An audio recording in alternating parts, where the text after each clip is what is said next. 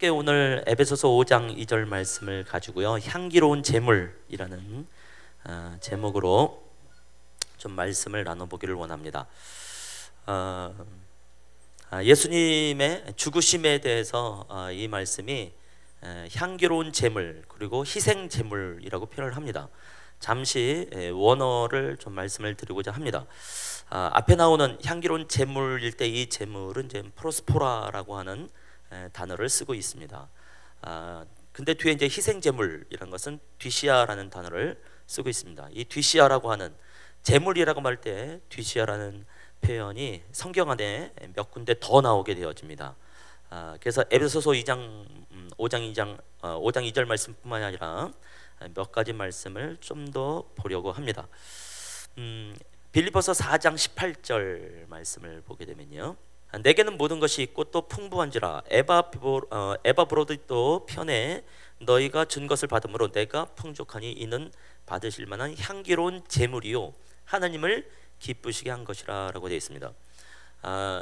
그 사도 바울이 선교행을 할 때에 재정이 필요하겠죠. 근데 빌립보 교회가 재정적 헌금, 보통 연보라고도 말을 하지요.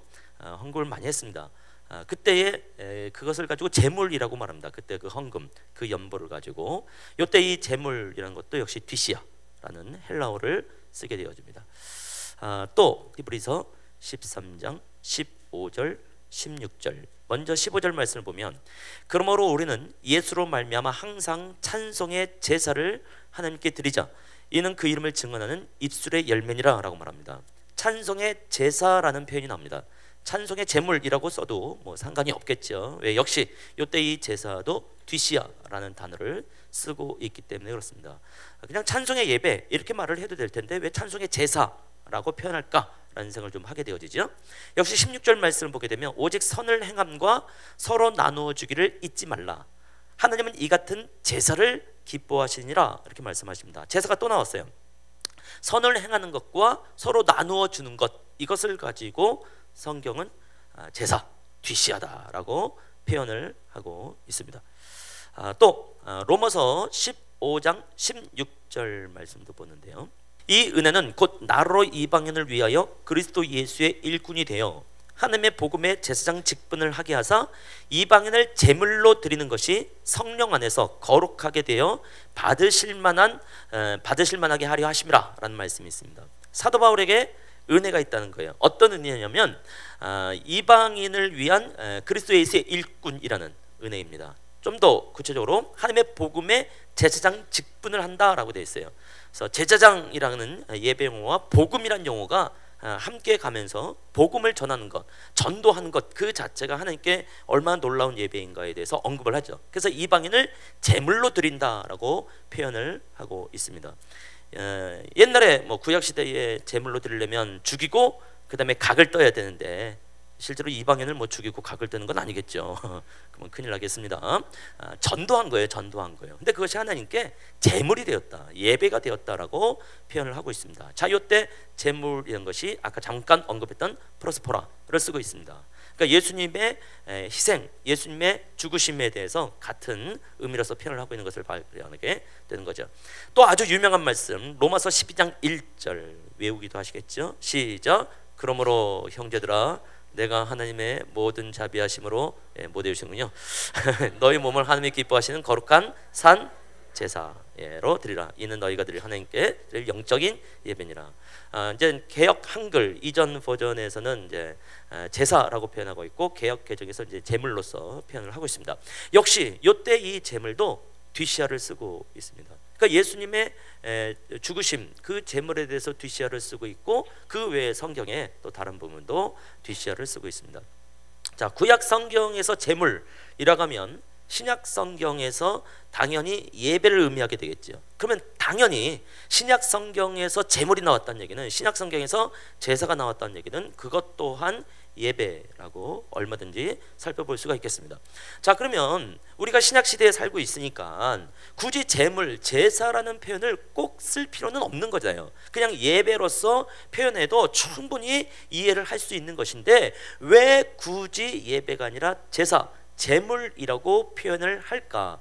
그렇게 굳이 표현할 때 뭔가 의도가 있다라는 것을 발견하게 된다는 거죠. 자, 그래서 이것을 보는데 항상 재물의 특징이 있다고 한다면 그것은 희생이 따라온다는 겁니다. 재물인데 희생되지 않았다, 죽지 않았다 그러면 더 이상 재물로서의 가치가 없게 되어집니다. 정말 이상한 재물, 사람을 굉장히 긴장시키는 재물이 될 거라고 생각해요. 그렇죠? 끔찍합니다. 상상만 해도. 뭐 아직 요즘 이제 제사하는 분들이 없겠죠. 우리 중에 이제 곧 구정 이제 설날이 오면 제사하는 집들이 있는데 나름대로의 좀 음식으로 재물을 표현하고 있는데 그 음식들이 살아있다고 생각하면 좀 끔찍하죠. 예. 자, 그런 거 하면 안 돼요. 그래서 항상 희생이라고 하는 것이 기반이 된다. 그래서 이제 예수님의 죽으심에 대해서도 희생 제물이라고 표현을 했습니다.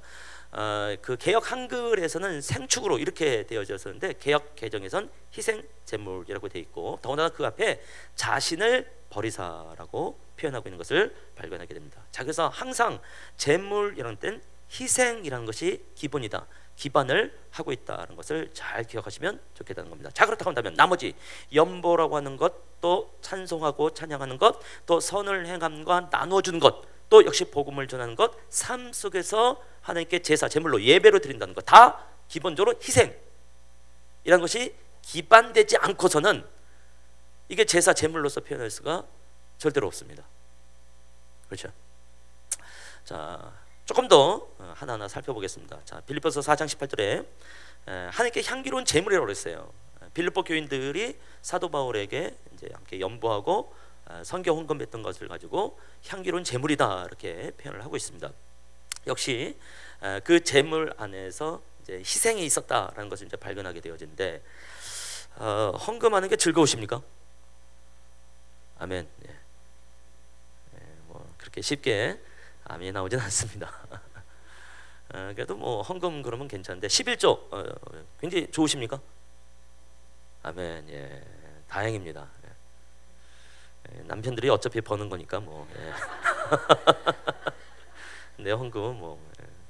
근데 실제로 소득이 많아지면 많을수록 11조는 좀 어려울 것 같아요. 예. 아무래도 100만 원 벌어서 10만 원 하는 것보단 1억 벌어서 1000만 원 하는 게 조금 부담스럽지 않을까라는 생각을 합니다. 그러니까 생각해 보면 우리가 11조하고 헌금하는 것도요, 사실 다 희생이라고 하는 것이 기반이 되어 있습니다. 제가 있었던 교회에서 이제 담임 목사님이 이제 헌금 기도를 하면 늘 어떻게 기도하냐면 주님, 우리의 땀입니다, 우리의 피입니다. 근데 이게 절실하게 와닿아요. 그러니까 이게 삶의 현장 속에서 그 돈 벌려고 정말로 애를 쓰신 모습들이 목회 기도를 통해서 그냥 묻어납니다. 또 우리의 잠입니다 이렇게 표현을 해요. 잠이라고 표현은 왜 했는지 그 정도로 재정이라는 것이 우리에게 안식을 준다는 의미인 것 같아요. 근데 이것을 주께 드립니다. 그러니까 이게 굉장한 결단이고 굉장한 희생이다라는 생각을 하게 된단 말이죠. 그래서 이미 여러분들은 다 희생을 하고 있는 분들입니다. 참 놀라운 분들이에요. 아까 이제 저를 소개할 때 예수전도단이라는 선교단체에서 제가 이제 훈련받고 사역을 했었던 것을 이제 소개를 했는데요. 그 단체는 지금도 월급이 없습니다. 연봉 제로입니다. 연봉 제로. 그럼에도 불구하고 많은 청년들이 함께 이제 헌신하면서 사역을 하는데요. 저는 IMF 때를 좀 기억을 해봅니다. 나름대로 좀 고소했습니다. IMF 때. 왜냐하면 우리는 늘 IMF였어요. 사람들이 우리의 삶을 이해하지 못했거든요. 근데 당신들이 IMF를 당하면서 이제 우리를 조금 이해하겠구나라는 생각을 좀 하게 됐기 때문에, 그래서 재정이라는 게 늘 없었습니다. 근데 이제 그 단체는 항상 플로잉이라는 말이 있어서 플로우, 물이 흘러가듯이 재정이나 물질이 흘러간다. 그래서 자기한테 재정이 생기면 그냥 자기가 쓰는 것이 아니라 일단 기도를 해보는 겁니다. 이게 정말 내 재정입니까? 아니면 다른 사람의 돈입니까? 그래서 다른 사람의 돈이란 마음이 있으면 기꺼이 플로잉을 한단 말이죠. 그래서 그 단체를 지탱하는 아주 놀라운 힘입니다. 보통 이제 뭐 믿음 선교에서 페이스 미션이라고 표현을 하지만 그 안에는 분명하게 서로 챙겨주는, 서로 도와주는 연보, 헌금하는 일들이 기반으로 있습니다. 이거 뭐 완벽한 희생이다라고 볼 수밖에 없겠죠. 제가 이제 몇 년 전에 인도에서 아주 왕성하게 사역하던 한 선교사님이 저한테 그런 얘기를 하더라고요. 같이 그 단체 안에서 대학생 사역을 했던 분인데요. 형, 그때 형이 나한테 라면을 사줬잖아. 기억이 안 나요. 그때 당시는 제가 이제 대학원을 졸업하고 그 다음에 예수원단에 또 전임 사역자로 갈 때였어요. 애들이 둘이 있음에도 불구하고 역시 연봉 제로인 단체에 가니까 재정적으로 얼마나 어려운지 모르겠어요. 월요일 날이 문제였어요. 월요일 날 오후에 스텝 회의가 있고 저녁에는 대학생들과 리더 모임이 있어요. 그러면 그 중간에 저녁 식사를 해야 되는데 돈이 없단 말이죠. 라면이 1,000원이었었고 라면밥이 1,500원이었습니다. 정말 여러분들 전혀 이해하지 못하는 얘기를 제가 하고 있어가지고 그나마 1,500원 있으면 밥을 먹는 거예요. 근데 500원 없으면 그냥 라면을 사 먹는 거예요. 근데 어떨 땐 라면 사 먹을 수 있는 돈조차도 없단 말이죠. 그럼 후배들 옆에 빌 붙어가지고 함께 먹는 거예요. 아주 끔찍한 삶을 살았습니다. 예. 근데 세상에 이 선교사가 저한테 라면을 얻어먹었다는 얘기는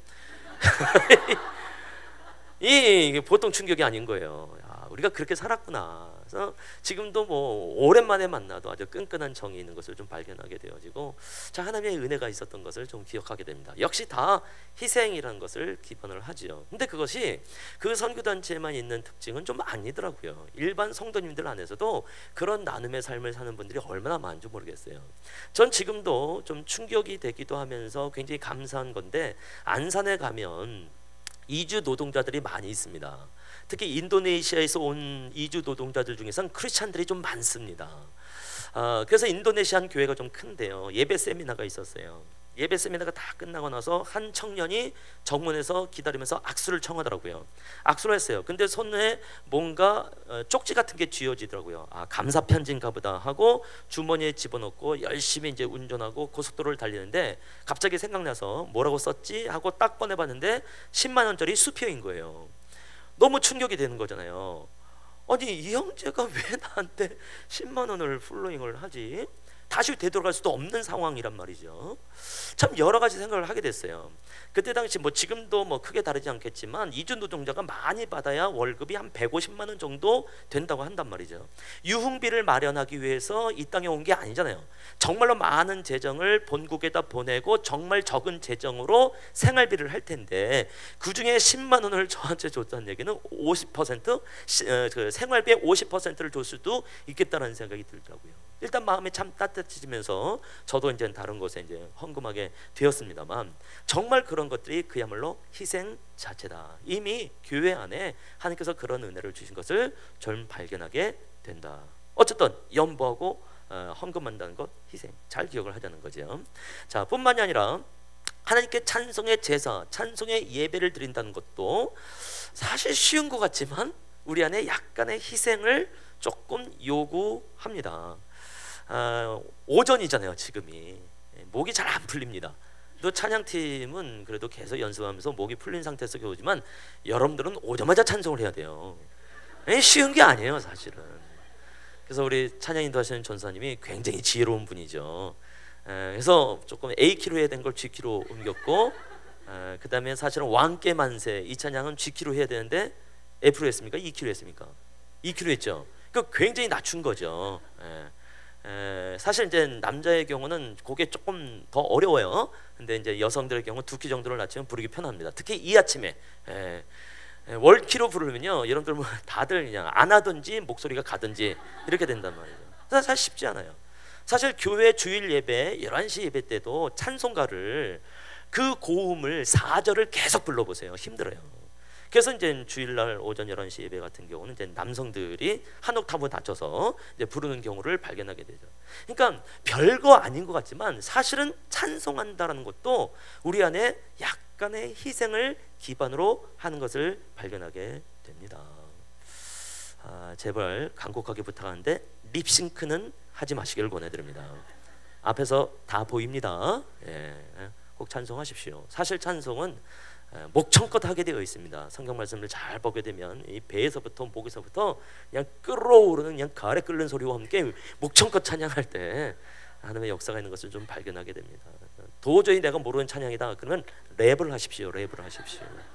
아니면 창을 하시든지 어디서 어떻게 하시든지 하나님을 찬송하고 그 안에 거하시는 하나님을 경험했으면 좋겠습니다. 사실 저는 오랫동안 어딜 가든지 찬양할 때 은혜 받는 비결이 있다라고 말을 하는 사람입니다. 찬양할 때 은혜 받는 비결 간단합니다. 가사대로 하시면 됩니다. 뭐대로 하자고요? 가사가 손 들려면 손 드시고, 가사가 일어나면 일어나시고, 가사가 춤추라면 춤추시기 바랍니다. 아멘 하셨습니다. 조금 이따 우리가 찬양할 거예요. 그 가사에 춤추는 게 있습니다. 가사대로 하시기 바랍니다. 무서워하시네요. 또 가사가 무릎 꿇으면 무릎 꿇으시고, 엎드리면 엎드리고, 잠잠하면 잠잠하고, 외치라면 외치고. 그렇게 하면요, 초등학생이 인도를 해도 나한테 은혜가 됩니다. 난 어차피 가사대로 할 거니까. 근데 그게 쉽지 않단 말이죠. 그러니까 우리 안에 기본적으로 희생이라는 것이 포함된다는 것을 발견하게 된다라고 말씀을 드리고 싶은 것이죠. 자, 그뿐만이 아니라 선을 행한다는 거. 이건 그냥 누가 봐도 희생의 기반이구나. 봉사한다는 거. 여기서 보니까 안내하시는 분들이 있고 봉사를 하시네요. 찬양팀도 함께 봉사를 합니다. 일찍 와야 됩니다. 참 쉬운 게 아니에요. 그렇죠? 그래서 항상 우리의 모든 봉사라는 것은 희생. 저는 말씀에 여기 계신 모든 분들이 좀 교사를 하시면 어떨까라는 생각을 하게 보게 됩니다. 정말 여러분들은 기도하시는 분들이 주일학교가 됐든 중고등부가 됐든 좀 교사를 하면서 또 그들을 함께 후원하면서 다음 세대의 거룩한 세대가 일어날 수 있도록 애쓰시는 것이 어떻겠는가라는 생각을 해보게 됩니다. 교사를 해보십시오. 진짜 희생이 무엇인지, 희생 제물이 무엇인지 전 알게 될 줄은 믿습니다. 특히 중등부 교사를 꼭 하시길 권해드립니다. 요즘 사회에서도 하는 말이 있어요. 고3과 중2는 건들지 마라, 이런 말이 있습니다.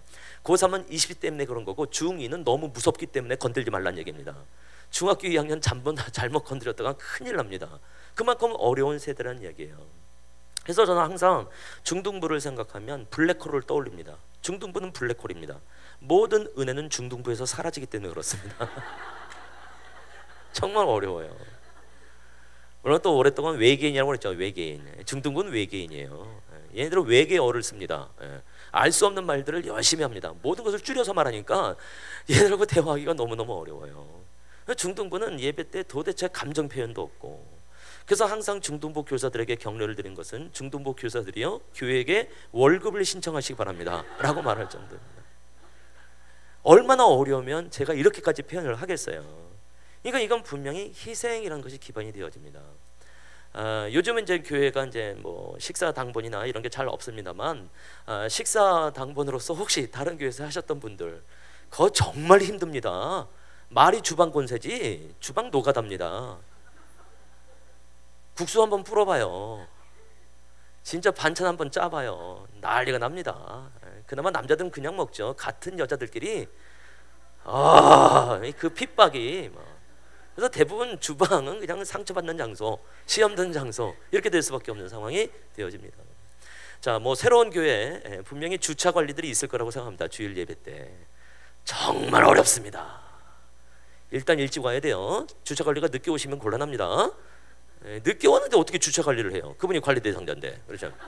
그래서 특히 아무리 집사님, 권사님들은요, 일단 운전대를 잡으면요, 그냥 사람이에요. 그냥 운전자예요. 그래서 주차장에서 관리하시는 집사님들하고 이게 실랑이가 벌어지고요. 그러니까 뭐 하나 우리 안에 교회에서 쉬운 게 없어요. 항상 희생. 그나마 이것은 교회 안에 있는 건 다행이죠. 사실 성경에서 말하는 선을 행하고 나눠준다는 것은 교회 밖에서 하는 걸 말하는 거예요. 실제로 결식아동을 돕는 걸 말하는 거고, 실제로 돕고 도인을 돕는 걸 말하는 거예요. 실제로 탈북자를 돕는 걸 말하는 겁니다. 이거는 훨씬 더 어려운 희생이라는 것이 기반되지는 않고는 불가능한 일이다라는 생각을 하게 될 수밖에 없겠죠. 자, 더군다나 전도한다는 것, 와, 얼마나 어려운 일입니까? 전도하십니까? 한국교회가 전도를 정말 많이 강요를 했어요. 굉장히 중요한 일이었습니다. 그에 대한 부작용 때문에 아예 전도 자체를 안 하는 그런 안타까운 현실들이 벌어졌는데요. 전도하셔야 됩니다. 왜 사람들이 전도를 안 할까요? 전도법을 몰라서 그럴까요? 천만에요. 제가 볼 땐 귀찮아서 안 합니다. 전도하는 건 귀찮은 일이에요. 누군가를 만나서 계속해서 복음을 전한다는 것, 더군다나 얼마 만에 기도를 해야 되는데요. 교회 한 번 데리고 오면 뭐 합니까? 자동적으로 오시나요? 안 와요. 결국 내가 끊임없이 데리고 와야 돼요. 또 마음이 떠나 있는 것 같으면 식사 대접도 해줘야 됩니다. 적어도 1년을 끊임없이 섬겨줘야 여러분 같은 사람들 됩니다. 얼마나 귀찮은 일입니까? 정직하게 돌아봤으면 좋겠어요. 나는 왜 전도를 안 하는가? 내가 굉장히 귀찮아하는구나.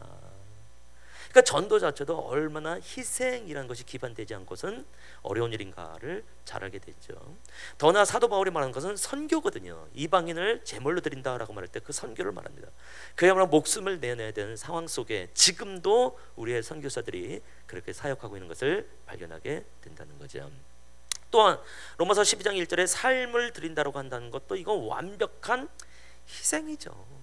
삶 속에서 하나님을 드러낸다, 참 쉬운 게 아닙니다.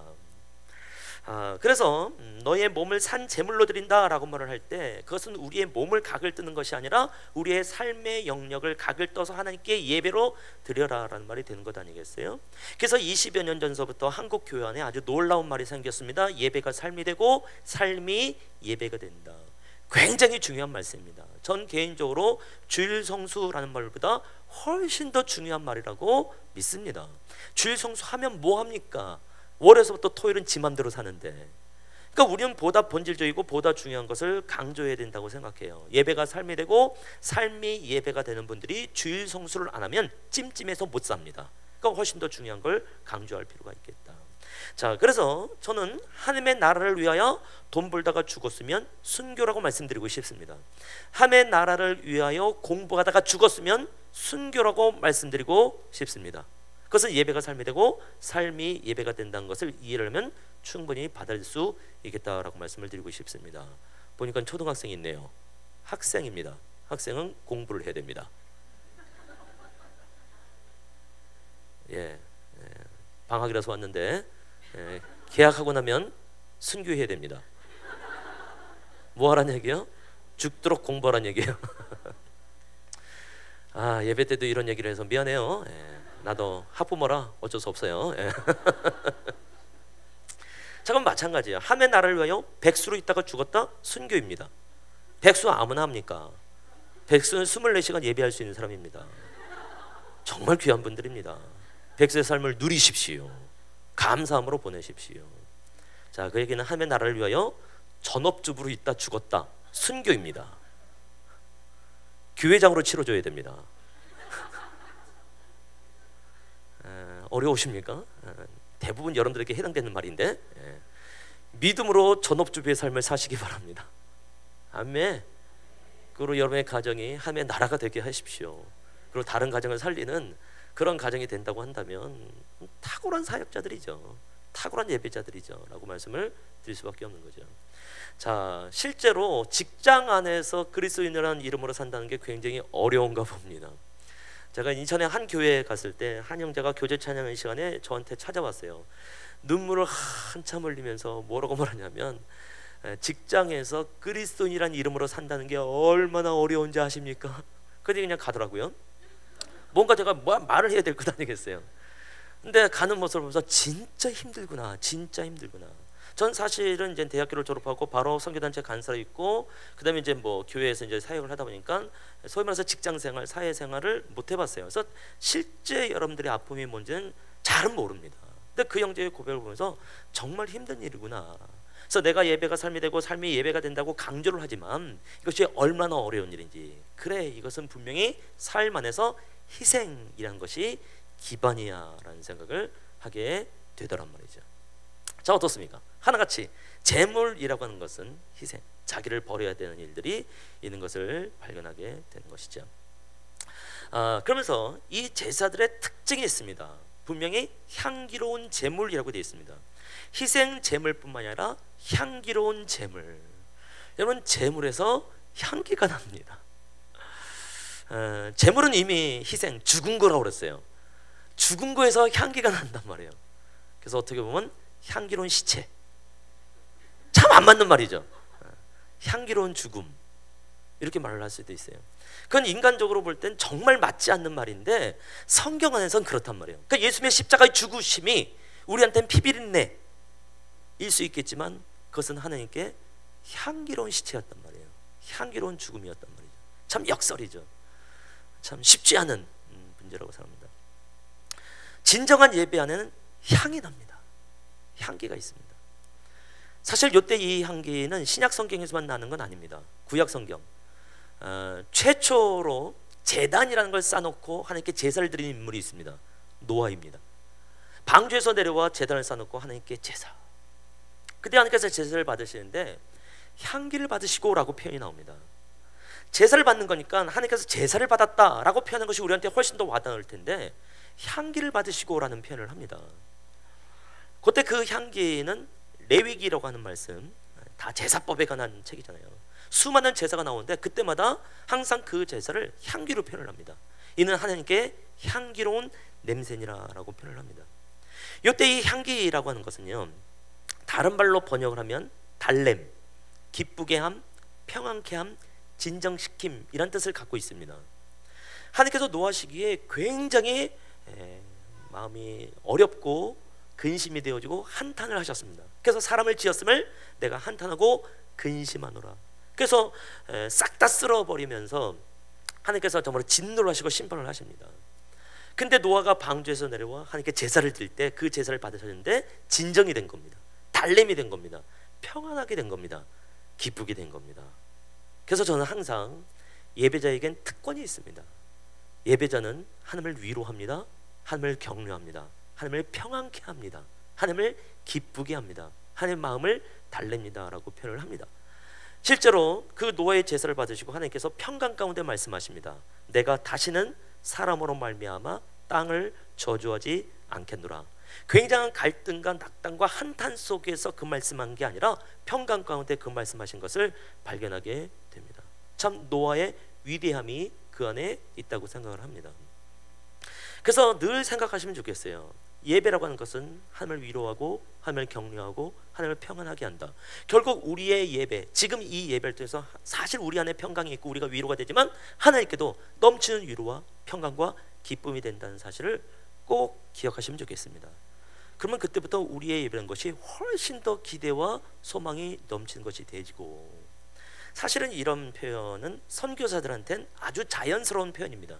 선교사들 자기 외에는, 자기 가족 외에는, 자기 공동체 외에는 하나님을 예배하는 사람들이 그 안에 없잖아요. 그러니까 선교사들의 예배를 통해서 하나님께서 얼마나 큰 위로와 격려를 받으시는지 모르겠어요. 제가 아는 제 후배 선교사인데요, 성경 번역하는 선교사입니다. 그러니까 여러분들이 선교사 그러면 그냥 딱 떠오르는 아주 전통적인 현지에서 현지인들과 함께 살면서 현지어를 배우면서 그들의 언어로 성경을 번역하는 사람, 아랍권입니다. 한국 사람으로서 아랍권에서 성경을 번역하고 있는 사람은 자기밖에 없답니다. 그러니까 실제로 이 사역이 얼마나 어려운 사역인지 알게 되어지죠. 성경을 번역을 하려면 기본적으로 이제 언어에 대한 훈련을 해야 될 것 아니겠습니까? 그래서 이제 영어 이제 석사 학위를 받으러 미국으로 갔어요. 3년 동안 영어를 영어로 배우는데 정말 어렵더래요. 간신히 통과를 했답니다. 파송되기 일주일 전에 국제총무로부터 연락이 왔대요. 너 정말 갈 거냐? 거기는 아랍권이다. 정말 힘든 곳이다. 너는 애들이 2명이나 있지 않냐? 걔들 교육을 어떻게 할 거냐? 안 가도 된다. 얼마나 어려운 곳이면 파송하는 국제총무가 그렇게까지 말을 하겠어요. 그래서 자기가 왜 가야 되는지 청년 때서부터 하나님께서 말씀하셨던 것, 그래서 자기의 모든 꿈과 비전, 소명 쫙 장문의 이메일을 보냈대요. 그러냐? 가라. 근데 떠나기 하루 전에 또 연락이 왔대요. 정말 갈 거냐? 지금이라도 네가 다른 곳으로 가고 싶다고 한다면 얼마든지 그쪽으로 파송해 줄 수 있다. 아니다, 가겠다. 그래서 갔어요. 아랍권의 한 나라에 가서 아랍어를 3년 배웠습니다. 그리고 가서 현지로 들어가서 또 현지어를 3년을 또 배웠습니다. 언어만 10년을 배웠습니다. 지금 잠시 안식년 차원 이제 한국에 나와 있는데요. 함께 얘기할 때 물어봤어요. 자, 그러면 10년 됐으니까 어떻게 성경 번역 들어가냐? 어떻게 들어가냐고. 내가 그들의 언어를 모르는데. 황당하지 않습니까? 어떻게 그런 선교사 후원하고 싶습니까? 10년을 선교사의 삶을 살았는데 개종자가 한 명도 없는 거예요. 교회는 뭐 세운다는 건 말도 안 되는 거고. 2년에 한 번씩 그 지역의 선교사들이 이제 컨퍼런스를 한대요. 자기는 무슨 바보들의 컨퍼런스에 참석한 줄 알았대요. 한 선교사가 나와가지고 내가 이 지역에서 10년 동안 선교했는데 아직 개종자 한 명도 없습니다. 그 다음 또 선교사가 나오더니 내가 이 지역에서 20년 동안 선교했는데 아직 개종자 한 명도 없습니다. 완전히 실패한 선교사들, 뭐 이런 사람들이 다 있어. 완전히 바보들이네. 그러면서 자기도 거기에 있는 거예요. 얼마 전에 한 선교사가 30년 동안 번역을 하다가 들켰어요. 그래서 추방당했습니다. 놀라운 것은 그 아들이 들어왔대요. 그것을 이어서 번역하려고. 근데 6명의 자녀를 데리고 들어왔대요. 우리 아버지가 못한 거 내가 하는데 내가 못할 수도 있지 않냐고. 그러면 6명 중에 누군가는 할 거라고. 그래서 들어왔다는 거예요. 사실은 자기가 맨 처음에 갔을 때 은퇴하는 한 선교사님이 있었대요. 40년 동안 번역을 하셨던 분이라고 얘기를 합니다. 멕시코에서 19년 동안 선교를 하면서 진짜 신약 성경 하나를 완벽하게 번역을 했대요. 그래서 아랍권으로 온 거예요. 20년 동안 하는데 너무너무 어렵다는 거죠. 개정자도 없고 교회도 못 세우고. 그러면서 물어보더래요. 너 여기 몇 년 있을 거라고 생각하고 왔냐? 한 10년 있으면 될까요? No. 한 20년 있으면 될까요? No. 그럼 30년 있으면 될 것 아니겠습니까? 그래도 안 된다 그러더래요. 그럼 도대체 몇 년 있으면 되겠습니까?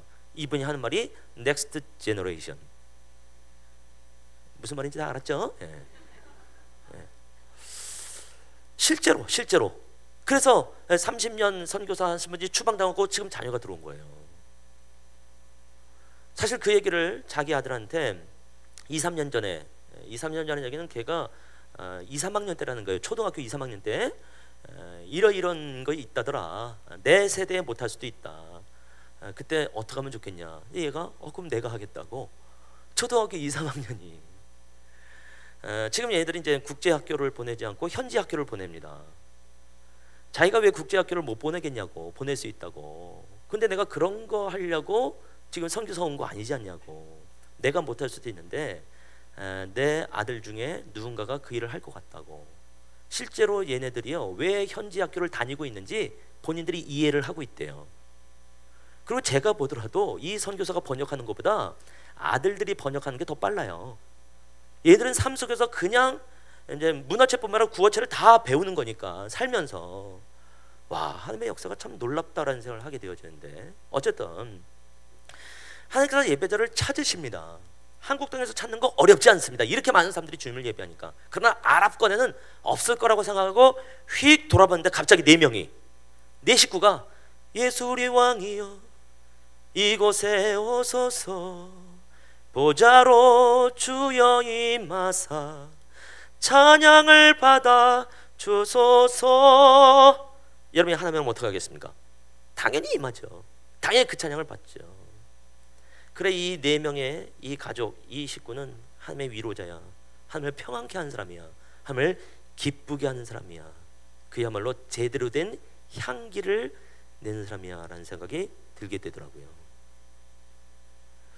사실은 그 예배가 우리에게도 마찬가지라고 믿습니다. 정말 많은 사람들이 예배 시간에 와 있지만 모두 예배하고 있는 건 아니더라고요.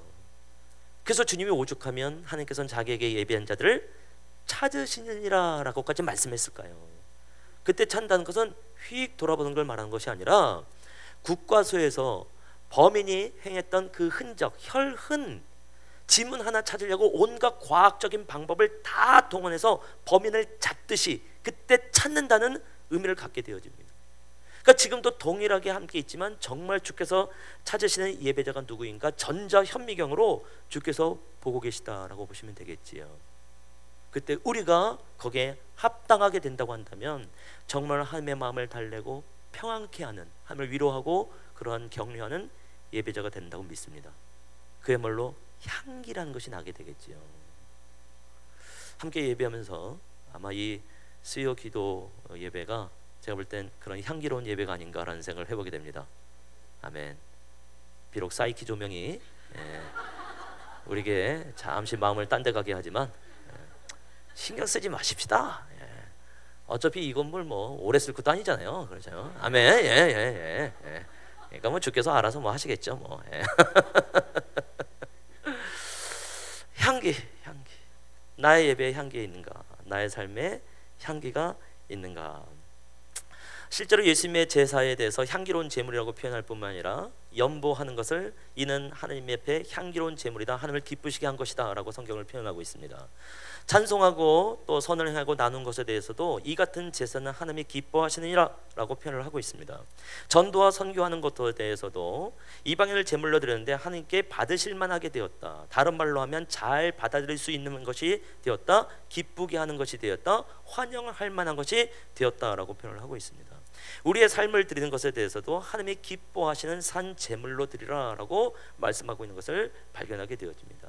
그래서 진짜 희생이라는 것이 항상 향기가 난다는 것을 꼭 기억하시면 좋겠습니다. 어떻게 보면 이 향기라고 하는 것에 대표적인 사건이 옥합을 깨뜨려 향유를 드렸던 마리아의 예배, 마리아의 헌신이 아닐까라는 생각을 해보게 됩니다. 300데나리온 이상의 값어치라는 것은 사실 어마어마한 값어치이죠. 요즘 일당이 뭐 한 7만 원 정도 한다고 합니다. 열심히 이제 뭐 알바하고 뭐 한 7만 원 된대요. 그럼 300 곱하기 7만 원 하면 한 2,100만 원 정도. 그러니까 2,100만 원을 일시에 깨뜨려 버린 겁니다. 그러니까 가룟 유다가 열 받을 만하다고 생각해요. 가난한 사람에게 나눠주면 좋겠다. 근데 예수님께서 참 이해할 수 없는 말씀을 하십니다. 이 여인이 한 일은 나의 장사를 미리 준비했느니라. 그러니까 이 여인의 이 예배, 여인의 그 헌신을 통해서 예수님이 굉장히 위로가 된 거예요. 굉장히 격려가 된 거예요. 실제로 그 사건은요, 예수께서 십자가에 죽으시기 일주일 전이란 말이에요. 얼마나 예수께서 힘드실 때입니까? 극도의 스트레스 가운데 있을 때, 죽음 앞에 너무 고통스러운 그 상황 가운데 있을 때 이 여인이 향기를 낸 거예요. 성경 말씀을 보면 집안 전체를 그 향기가 온 가득하더라라고 되어 있는 것을 발견하기 때문에 적어도 예수님의 마음 안에 그 향기가 그냥 풀풀풀풀 살아 움직이지 않았을까. 예수님께서 무덤가에서 3일 만에 부활하셨습니다. 상상을 해보는 거예요. 부활을 했는데 문제는 무덤이 차단 말이죠. 부활하자마자 빨리 승천하셨으면 뭐 문제도 없겠지만 일단 거기서 뭐 여인을 만나고 제자를 만나야 되니까 무덤가에 그냥 계셨어요. 부활은 했는데 여전히 차디찬 무덤 속에서. 저는 일주일 전에 그 여인의 향유, 그 향기를 예수님께서 기억하지 않을까. 적어도 예수님의 정서 안에서 저는 그럴 거라고 생각해요. 제가 실제로 예수를 한다면 그게 기껏해야 일주일 전인데 그게 느껴지지 않겠습니까? 그래서 예수님 안에 진짜 큰 평강 기쁘게 함으로 그 무덤가에서 기다리시지 않았을까라는 생각을 하게 보이는 거죠. 그래서 예수님께서 그 여인에 대해서 말할 때 복음이 전해지는 곳마다 이 여인이 한 일도 함께 전해질 것이라고 말씀하십니다. 그래서 지금 우리가 2000년이 지나서 그 여인의 이야기를 듣게 되어집니다. 하나님께 드리는 향이라고 하는 것, 하나님께 드리는 향기라고 하는 것이 주님에게 있어서 우리에게서 얼마나 놀라운 사건인가에 대해서 알게 된다는 것이죠. 희생하십시오. 기꺼이 죽으시기 바랍니다. 그럼 거기서부터 진짜 향기가 납니다. 이 향기 안에는 놀라운 역사함이 있습니다. 요한계시록을 보면 예배가 많이 나옵니다. 천사들이 금대접을 가지고 하나님의 보좌 앞으로 올라갑니다. 근데 그 금대접 안에 있는 것이 향기입니다. 굉장히 유명한 말씀들이죠. 근데 그 향기를 가지고 뭐라고 말합니까? 성도들의 기도라고 말을 합니다. 또 성도들의 기도와 함께 합혀져서 하늘로 올라간다고 얘기를 합니다. 그리고 제단에 있던 불을 향로에 담아요. 그리고 땅에다 쏟아 붓습니다. 지진이 일어납니다. 우리와 번개가 일어나기 시작합니다. 하나님께 뭔가 연락되어진 것이, 응답되어진 것이 땅 가운데에 있을 땐요, 폭발적인 역사가 있는 것을 발견하게 되어집니다. 그래서 우리의 기도가 힘이 있는 것은 그 이유 때문인 것 같아요. 여기서 인공위성을 통해서 뭔가를 쐈어요. 그런데 그것이 곧바로 미국에 연락이 되어집니다. 그러니까 우리의 기도라는 것이 향기가 되어져서 인공위성 같은 하나님께 돌려지면서 그 역사함이 열방 가운데, 민족 가운데에, 힌두권 가운데에, 무슬림 가운데에 역사하는 것을 발견하게 됩니다. 그래서 기도에 힘이 있어요. 그래서 우리가 기도를 믿음으로 할 필요가 있습니다. 근데 그 기도가 뭐라고요? 향기란 말이에요. 이 향기는 결국 어떤 향기예요? 희생이 기반되어진 향기란 말이에요. 그래서 정말로 내 안에 하나님 앞에 정말 나를 버리고 희생하고 거기로부터 오는 향기로서의 기도라고 한다면 그 다음부터는 담대하게 하시기 바랍니다. 믿음으로 확 구하시기 바랍니다. 하나님, 내가 정말로 죽었고 내가 정말 희생의 예배, 희생의 기도, 희생의 제사를 드리는데 가만히 보니까 우리 교회가 한 100억이 필요합니다. 100억 주시옵소서. 아멘. 예. 안 필요하십니까? 그나마 10억 하려다가 규모가 좀 다를 것 같아서 100을 올린 건데 1000억을 올렸어야 되는 거였군요. 지금 우리 가정 전체가 정말 하나님의 나라를 위하여 쓰임을 받기를 원하는데 정말 나 죽겠습니다. 나 희생합니다. 그러면서 내가 향기로운 기도를 드립니다. 우리 가정이 정말로 제대로 된 선교의 삶을 살려면 10억이 필요합니다. 주시옵소서. 담대하게 기도하시란 말이에요. 그럼 그 시기에 바로 향기로운 제물로서 하나님께 연락되어지만 땅 가운데 역사함이 있는 겁니다.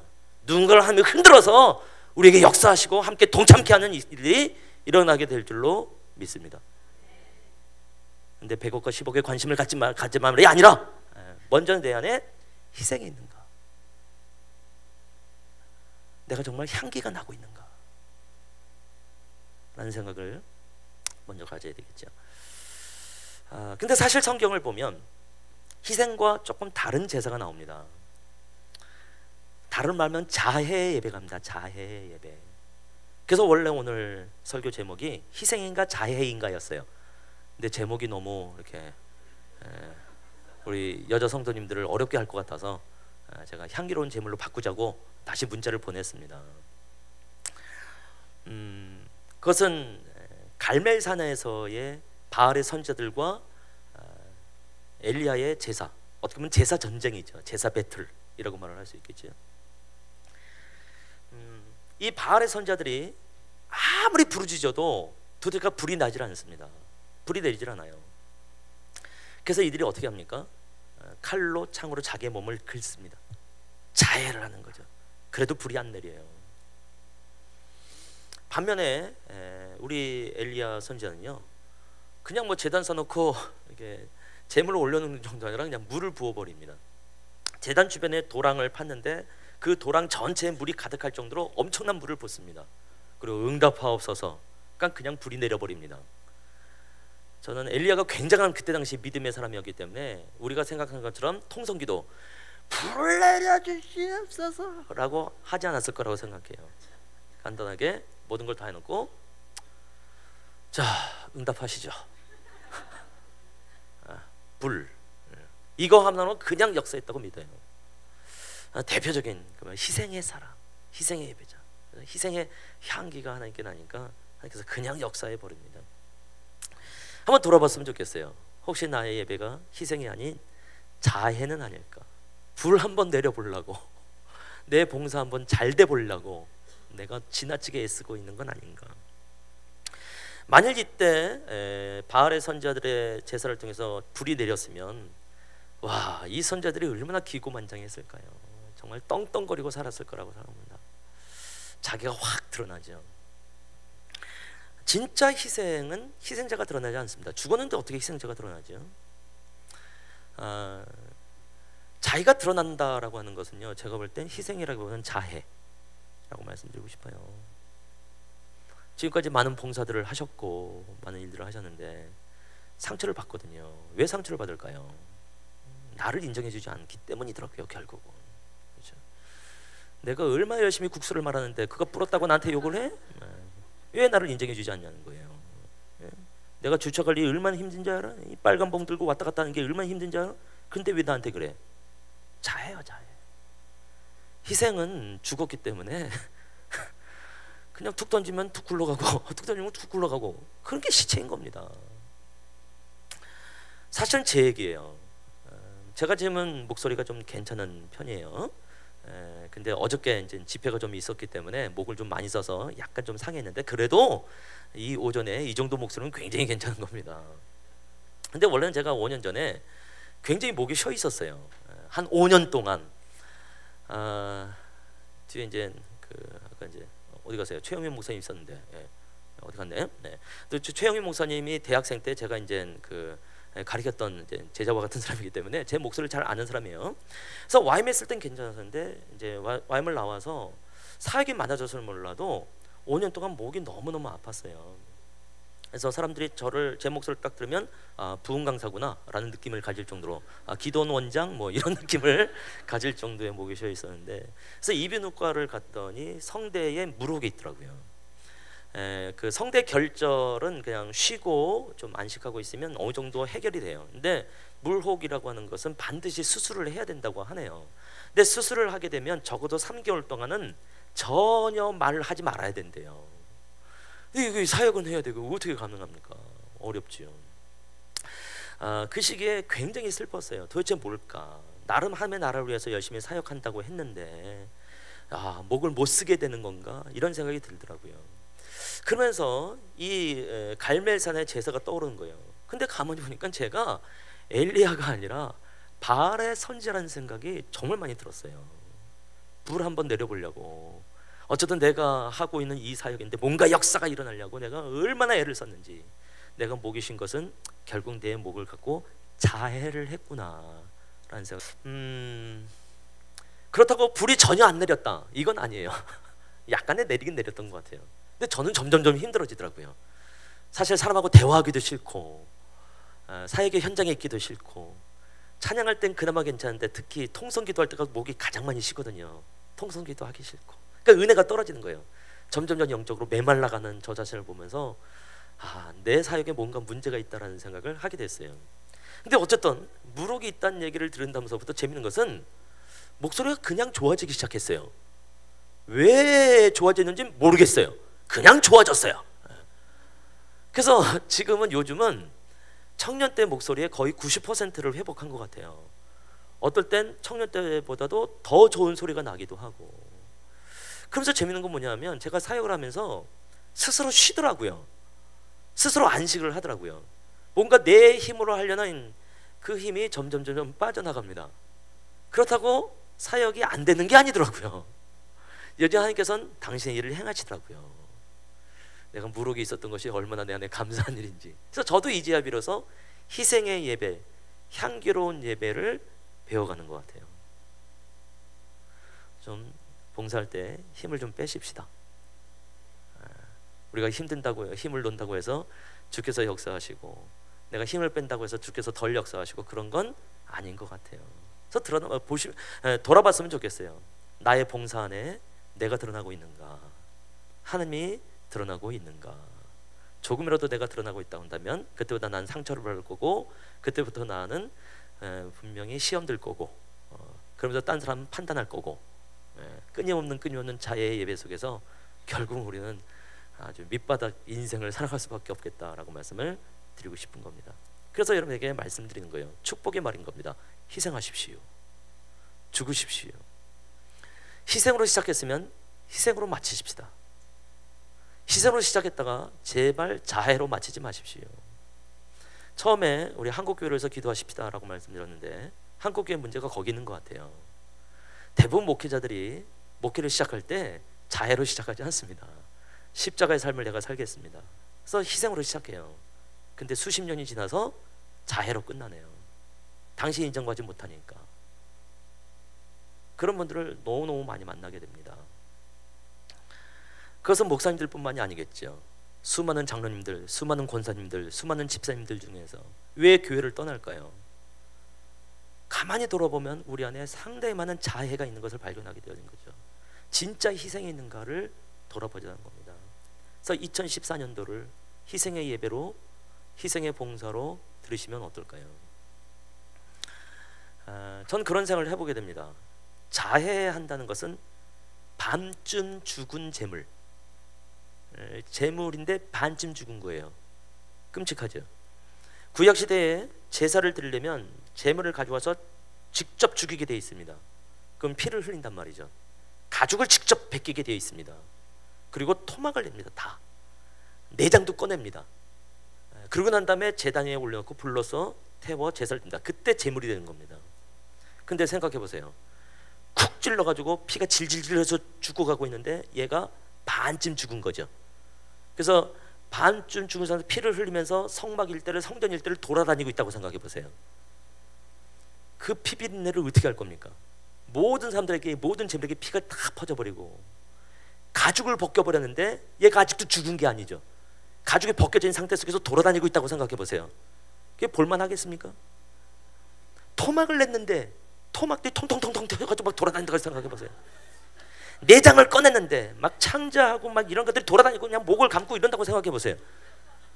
이게 아름답습니까? 그게 불에 태웠는데 그냥 타 있는 이 재물도 톡톡톡 해가지고 그냥 불이 그냥 불똥 튀면서 돌아다닌다고 있다고 생각해 보세요. 이건 본인도 힘들지만 본인이 얼마나 힘들겠어요. 나 재물인데 이렇게 살아있으면 안 되는데 본인이 일단 힘들어요. 얼마나 뜨겁겠어요. 얼마나 아프겠어요. 주변 사람들도 그러니까 우리가 지금까지 봉사해 오면서 내가 힘들었지만 나만 힘든 게 아니었단 말이죠.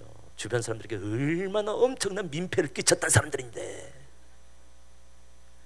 밤쯤 죽는 것보다 죽는 게 낫습니다. 그게 훨씬 지혜로운 겁니다. 실제로 엘리야가 그 놀라운 제사를 드리고 나서요, 바알의 선지자를 싹 다 죽여버립니다. 어차피 죽는 거예요. 그럼 미리 죽으십시다. 어차피 자의 애들은 다 죽게 돼 있어요. 죽을 거 괜히 사람들한테 민폐 끼치지 말고 미리미리 죽어버리자. 그러면 교회는 아름다워집니다. 여기 계신 분들은 적어도 1년 동안 다 죽어야 돼요. 딴소리 하지 마세요. 차한테 말하면 하셔야 돼요. 안내 인원하면 그냥 하시기 바랍니다. 일찍 오면 일찍 오시고, 대표기 들으면 하라고 하셔요. 딴 말 하지 마세요. 그냥 죽으세요. 지금 안 죽으면 담임 목사님한테 죽으면 더 큰일 납니다. 그렇죠? 그러니까 어차피 여기서 죽으십시오. 작년 12월 25일 날 손영원 목사님에 대한 다큐멘터리가 저녁에 있었어요. 보셨나요? 그런 걸 꼭 보셔야 됩니다. 시청률을 우리가 좀 올려줘야 됩니다. 그 PD가 굉장히 기도하면서 그것을 준비했다고 그러더라고요. 그래서 이제 여러 SNS를 통해서도 이제 홍보를 하고 막 그랬었는데요. 손영원 목사님이 이제 나병 환자들을 대상으로 이제 애양원을 하고 애양교를 하고 이제 목회를 하셨잖아요. 이분이 이제 그 목회를 하면서 3가지 기도 제목, 그게 이제 TV를 통해서 나왔어요. 굉장히 도전이 되었던 것 같습니다. 첫 번째 기도 제목은 뭐냐면, 사람들이 병으로 살점이 떨어져 나가고 얼굴이 무섭게 변해 있으니 대하기 힘듭니다. 무섭지 않게 하시옵소서. 손영원 목사님이라고 해서 담대했던 분이 하더라고요. 실제로 무서웠네요. 둘째 기도 제목, 환자들의 살이 썩으니 냄새가 심합니다. 냄새를 못 느끼게 하시옵소서. 손영원 목사님의 대표적인 그 일화가 뭐예요? 그 나병 환자의 고름을 입으로 빨아서 냈다는 거 아니에요. 그냥 이분은 가능한 분이라고 생각했어요. 근데 실제로 그 냄새가 본인에게도 역겨웠던 거예요. 무섭고. 그러면서 마지막, 오늘과 가장 합치한 기도 제목이 되겠죠. 처음 나병 환자들을 위한 목회를 시작했으니 나병 환자들을 위한 목회로 끝내게 하여 주시옵소서. 그야말로 희생으로 시작해서 희생으로 마치는, 성경으로 한다면 영으로 시작해서 영으로 마치는 사역인 거죠. 영으로 시작해서 육으로 끝나는 것이 아니라 희생으로 시작해서 희생으로 마치는. 그래서 지금도 우리에게 자부심이 된 거예요. 우리의 자존심이 된 거예요. 지금 같은 현재 이 기독교 이 사회 속에서, 이 상황 속에서 이 TV 방영, 이 프로그램 하나가 얼마나 우리의 자존심을 세웠는지. 그래, 이런 분이 있었는데 우리가 잠시 잊고 있었구나. 그래서 확 비교가 된단 말이죠. 그래, 내 삶도 희생으로 시작했으니까 희생으로 마칠 거야. 더 이상 자애로 마치지 않은 그런 삶이 일어나기를 축원합니다.